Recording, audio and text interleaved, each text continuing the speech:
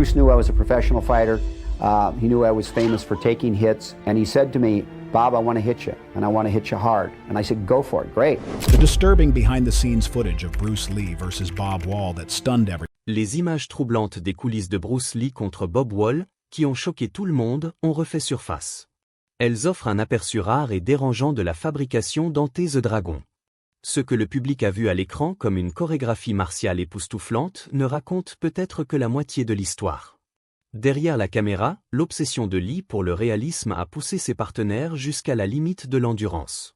Avec des coups portés avec une force réelle, des accessoires qui se brisent de façon imprévisible, les images révèlent des moments d'une physicalité intense, des quasi-accidents et un effort humain brut qui brouillent la frontière entre chorégraphie et combat réel.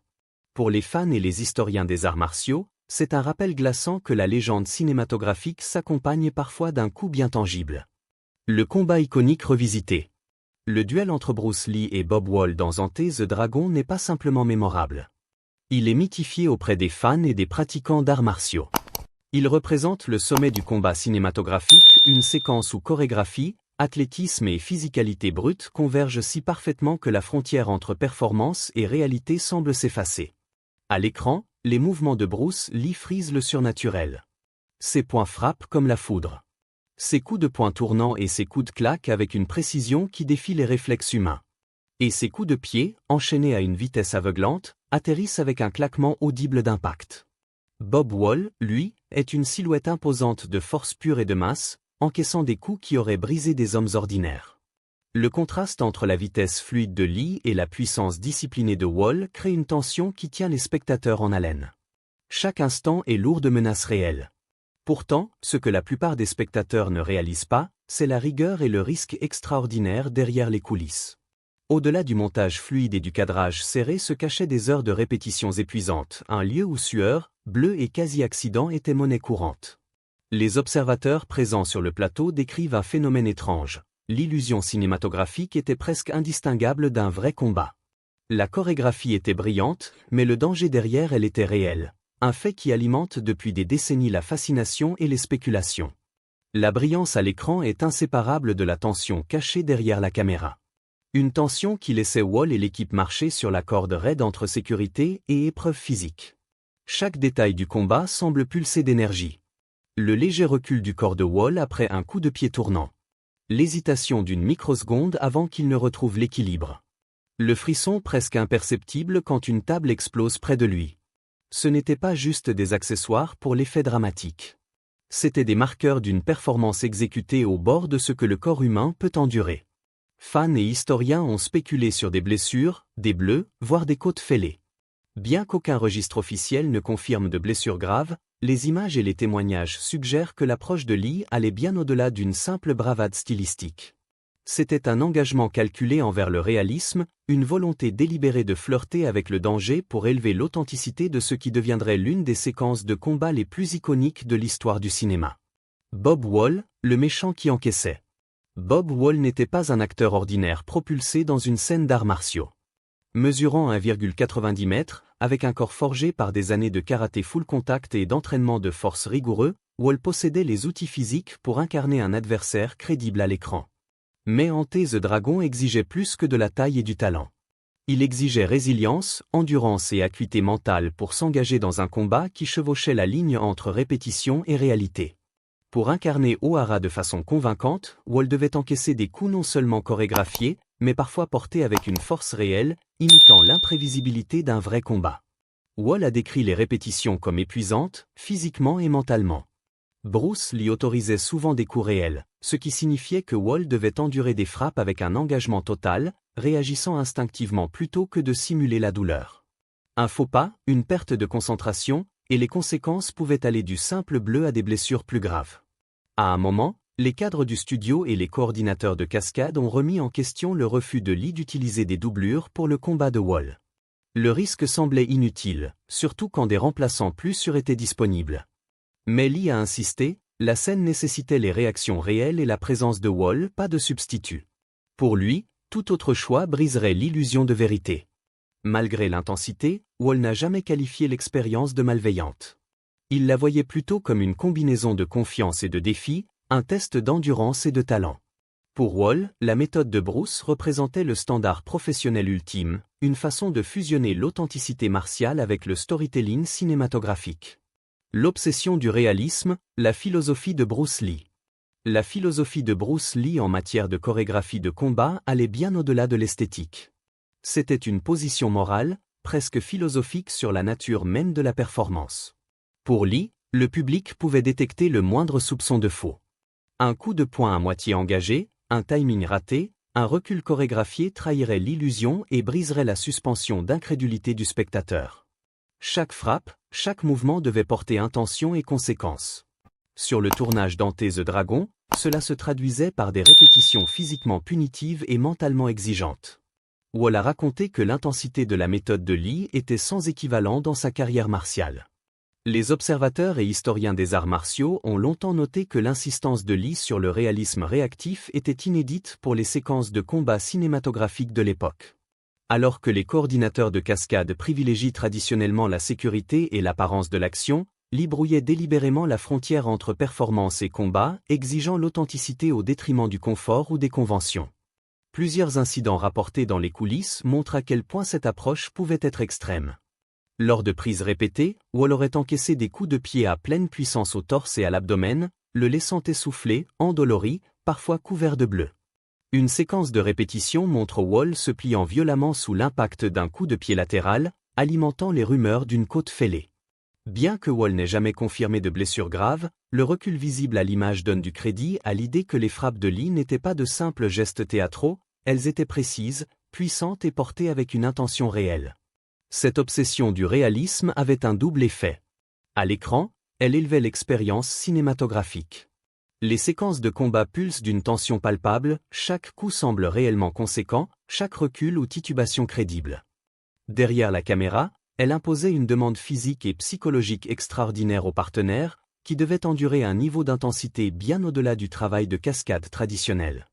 La philosophie de Lee était intransigeante. Le combat devait se sentir réel, car pour lui, le réel était le seul moyen de transmettre la vérité en mouvement.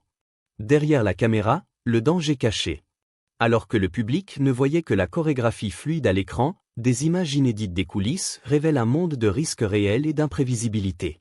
Les séquences les plus révélatrices montrent Lee portant des coups avec un engagement total. Wall réagissant en temps réel. Des accessoires qui cèdent sous l'impact de leurs mouvements. Un clip particulièrement frappant capture Lee assénant un coup de pied latéral qui projette Wall violemment en arrière. Un mouvement bien plus extrême que ce qui apparaît dans le montage final. L'intensité est indéniable. La force derrière le coup est presque palpable, laissant entrevoir le péage physique qui sous-tendait même les moments les plus brefs à l'écran. Le danger était omniprésent non seulement des frappes de Bruce, mais de l'environnement lui-même. Lors d'une prise, une table en bois s'est brisée violemment sous le poids de Wall après un coup puissant de Lee, projetant des éclats dangereusement près des deux hommes. Dans une autre séquence, un accessoire en verre censé être inoffensif s'est brisé de façon inattendue au milieu d'un coup, forçant les deux acteurs à réagir instinctivement en temps réel. Il n'y avait pas de place pour une panique chorégraphiée. Ces moments illustrent pourquoi les séquences de Lee semblent encore troublantes de réalisme, des décennies plus tard. Le danger n'était pas implicite, il était présent, tangible, non filtré par les filets de sécurité typiques du travail de cascade hollywoodien. L'imprévisibilité des accessoires, combinée à la force quasi compétitive de Lee, créait un environnement triant mais périlleux. Derrière le montage final poli, les images exposent l'athlétisme, la précision et le courage nécessaires pour survivre à une seule prise. Elles soulignent aussi une vérité plus sombre. La quête d'authenticité de Lee flirtait souvent avec les limites de la sécurité, laissant ses partenaires naviguer dans un paysage où performance et risque physique réel étaient indissociables. Accident, blessure et le fil du rasoir. La légende de Bruce Lee contre Bob Wall ne s'est pas arrêtée quand les caméras se sont éteintes. Presque immédiatement, des rumeurs ont circulé sur le coût caché du tournage de ces séquences époustouflantes. Fans et historiens ont spéculé sur des côtes meurtries, fractures mineures, lacérations causées non seulement par les frappes de Bruce, mais par le chaos imprévisible des accessoires en mouvement. Un moment capturé dans les coulisses se distingue particulièrement. Le coup de pied haut de Lee a effleuré le visage de Wall, laissant une petite coupure sur sa pommette. Tout ce que Bruce avait à faire, c'était lever le pied et me toucher au visage ou au cou, et j'aurais été dans de sérieux ennuis. Eh bien, clairement, il ne l'a pas fait. Ce qui rend cette coupure fugace remarquable, c'est qu'elle était totalement imprévue. Le coup n'était pas censé toucher de plein fouet. Lee visait à s'arrêter juste avant, mais la vitesse pure réduisait la marge d'erreur. Les caméras ont capturé la tête de Wall qui se rejette sur le côté, suivie d'un filet de sang sous son œil. Pendant un instant, le tournage s'est figé. L'équipe a accouru avec des serviettes, incertaine s'il fallait arrêter. Wall, cependant, aurait repoussé l'aide, insistant pour continuer. Il a plus tard plaisanté en disant que la coupure était l'effet spécial le moins cher du film, mais d'autres sur le plateau ont décrit l'atmosphère comme tendue et inquiète. Cette petite blessure, immortalisée dans les images brutes, incarnait le risque de la méthode intransigeante de Lee. Même une fraction de mauvais calcul entraînait des conséquences visibles. Une autre répétition a vu une table en bois se briser violemment sous la force du coup de Lee. L'accessoire était censé être un prop breakaway fiable, prémarqué pour s'effondrer en sécurité dans une direction contrôlée. Au lieu de cela, la frappe de Lee a été si puissante que la structure entière a explosé vers l'extérieur. Des éclats de bois épais ont tournoyé dans l'air comme des poignards, s'écrasant sur le sol du plateau et manquant de peu les deux combattants. L'instinct de survie de Wall s'est déclenché. Il a tourné les épaules, levé les bras pour protéger son visage tandis que Lee se repliait instinctivement en garde. L'équipe s'est figée, puis a paniqué, certains se sont baissés derrière l'équipement alors que les fragments ricochaient. Personne n'a été gravement blessé, mais l'atmosphère a changé. Ce qui était une performance est soudain devenu un combat réel avec des variables incontrôlées. Pour beaucoup qui s'en souviennent, c'était le moment où ils ont réalisé à quel point la quête de réalisme pouvait basculer dans un danger physique réel. Wall a raconté ses expériences dans des interviews, décrivant les répétitions comme épuisantes non seulement pour le corps, mais pour l'esprit. Chaque prise exigeait un mélange de concentration, anticipation et résilience. Bien que la tension physique soit indéniable, Wall a toujours encadré l'intensité comme faisant partie de l'engagement intransigeant de Bruce Lee envers les arts martiaux authentiques. Ce n'était jamais de la cruauté, a-t-il insisté. C'était pour capturer le vrai ressenti d'un combat, son énergie, son imprévisibilité, son péril.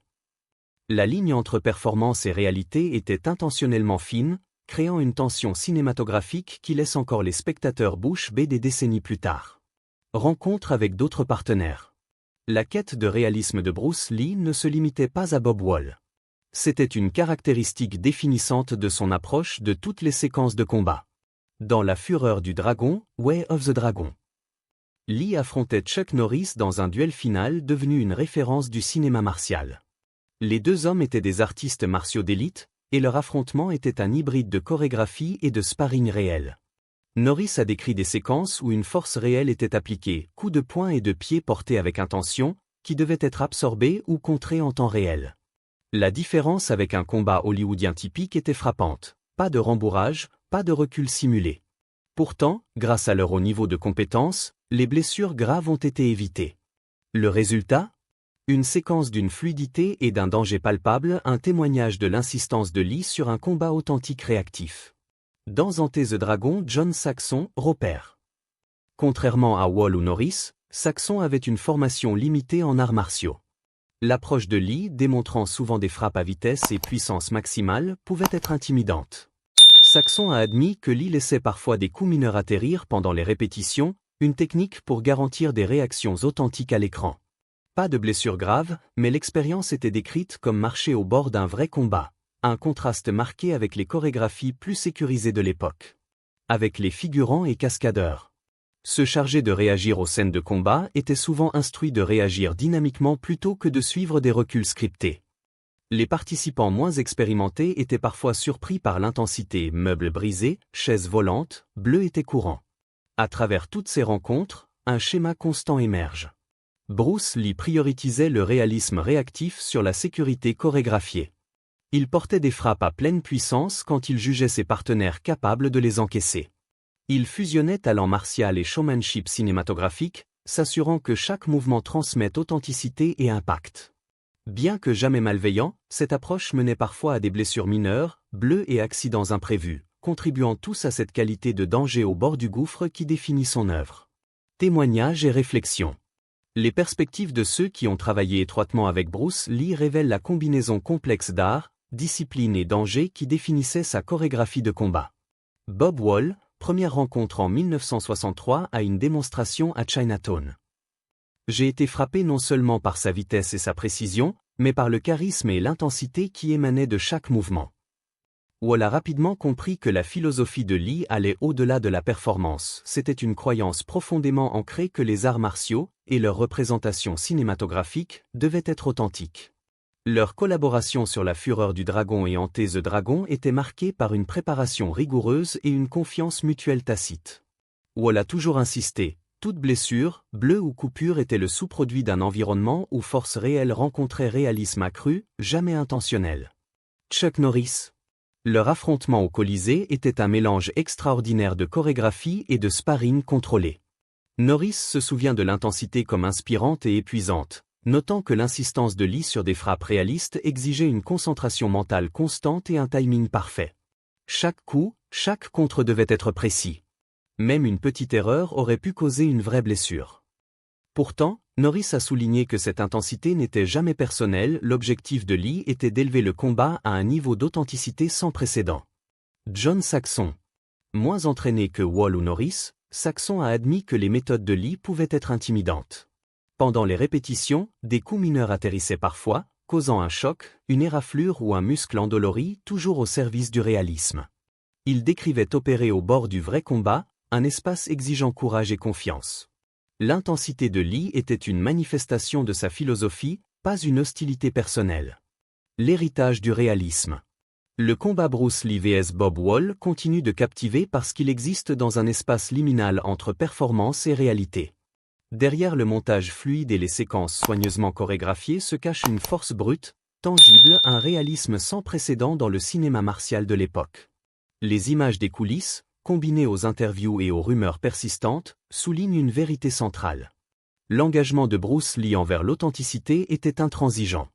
Il exigeait que les frappes atterrissent de façon convaincante. Les réactions soient immédiates et authentiques. Même les accessoires mineurs fonctionnent dynamiquement, capables de produire des conséquences imprévues. Le mythe autour des blessures, quasi-accidents et coups réels ne fait qu'amplifier l'attrait de ces séquences.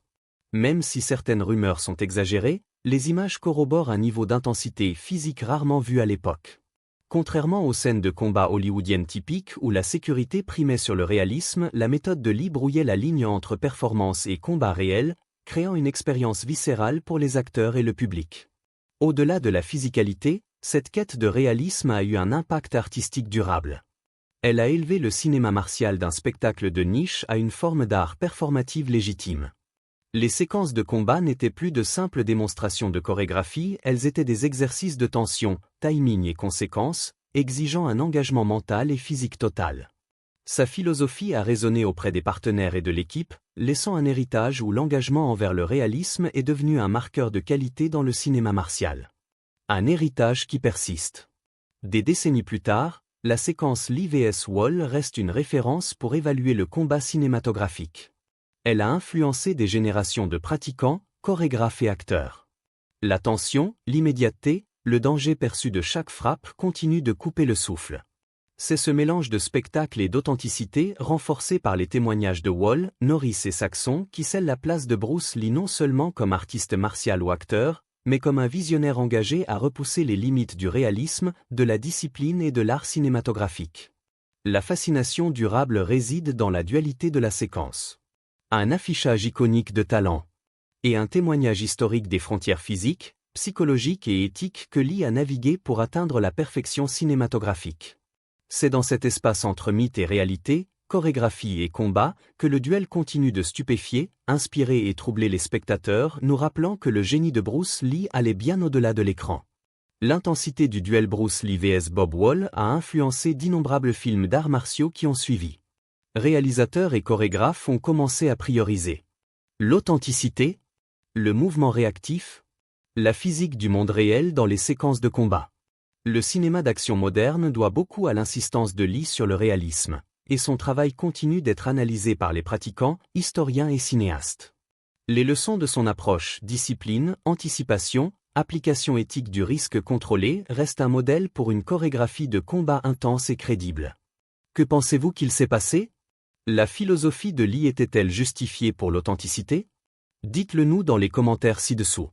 Merci d'avoir regardé. À la prochaine.